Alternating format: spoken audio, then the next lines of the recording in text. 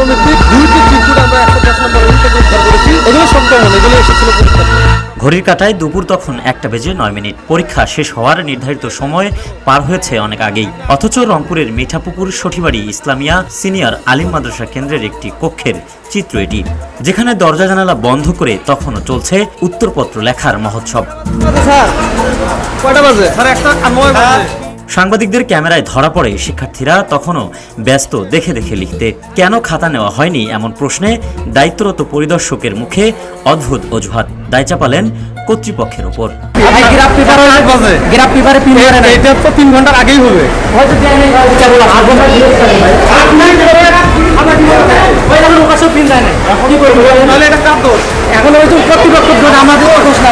অনিয়মের পাহাড় দেখে মুখ খোলে রওশন হাবিব নামে এক পরীক্ষার্থী।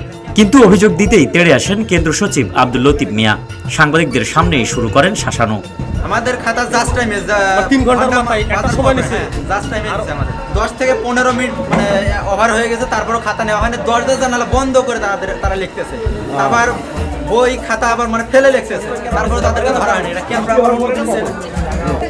আমার সঙ্গে কথা বলবা, তুমি আমাকে বললে না কেন? তুমি না বলে অন্য কারোর সাথে কথা বললে কেন? জানাও না। যদিও ক্যামেরায় ধরা পড়া চিত্র বলছে ভিন্ন কথা। কেন্দ্র সচিবের কক্ষে বসে থাকা সাংবাদিকেরা সিসিটিভি মনিটরে দেখতে পান এক পরীক্ষার্থী মোবাইল ফোন ব্যবহার করছেন। পরে সেই মোবাইল ফোন নিয়ে দেখা যায় মেসেজে এমসিকিউ প্রশ্নের উত্তর পাঠিয়েছেন আরাফাত নামের এক ব্যক্তি। তবে সব দেখেও দায় মানতে নারাজ কেন্দ্র সচিব। আপনার হচ্ছে লুজ, তারপরে হচ্ছে আপনার ওই গ্রাফিক আর্ট যেটা পেপার দেওয়া হয়, এদের মিলে তো অনেকগুলো কাগজ থাকে। এই পিন আপ করতে কেউ শেষের রূপটায় পিন আপ করতে একটু দেরি করে ফেলতে হতে এই বজ্রপাতের কারণেই আপনার বিভিন্ন ছোটাছুটি, বৃষ্টি প্লাস হাঁটাহাঁটি অসুবিধা, এটাতে আমার 2-4 মিনিট ওখানে দেরি হয়ে গেছে। এমন অভিযোগের বিষয়ে উপজেলা নির্বাহী কর্মকর্তা জানালেন, বিষয়টি তদন্ত করে প্রয়োজনীয় ব্যবস্থা নেবেন তিনি। পরীক্ষা শেষ হওয়ার পরে খাতাটা নিতে যতটুকু সময় লাগে অতটুকু সময় নাকি হয়েছিল। এটা হচ্ছে একটা মূল বিষয়, যেটা আমাকে আমাদের সংশ্লিষ্ট অফিসার বলল। তারপরেও এর বাইরে যদি কোনো বিষয় থাকে আমি দেখি, কালকে খোঁজ খবর নিব।